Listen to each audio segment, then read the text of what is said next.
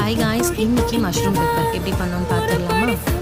அதுக்கு மஷ்ரூம் நல்லா வாஷ் பண்ணி அதில் கொஞ்சமாக உப்பு, மிளகாத்தூள், மஞ்சள்தூள் போட்டு நல்லா மேக்னேட் பண்ணி ஒரு பக்கம் வச்சுக்கலாம்.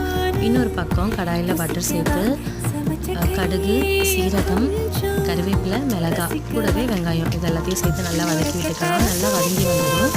அதில் ஒரு ஸ்பூன் இஞ்சி பூண்டு பேஸ்ட் போட்டு நல்லா வதக்கி விட்டுக்கலாம். இப்போது அதில் தக்காளி, மிளகாத்தூள், கரம் மசாலா, மல்லித்தூள் போட்டு நல்லா கலந்து விட்டு மூடி போட்டு வச்சுக்கலாம். இன்னொரு பக்கம் மிளகு சீரகத்தை பொடி பண்ணி வச்சுக்கலாம். இந்த டிஷ்க்கான மெயின் பவுடரே இந்த மிளகு சீரகம் தான். இப்போ நம்ம மேக்னேட் பண்ணி வச்சோம்னாலே அந்த மஷ்ரூம் இதில் கலந்து நல்லா மூடி போட்டு விட்டுக்கலாம். இதில் தண்ணி எதுவும் சேர்க்கணும்னு அவசியம் இல்லை. நல்லா தண்ணி பிரிஞ்சு வரும்.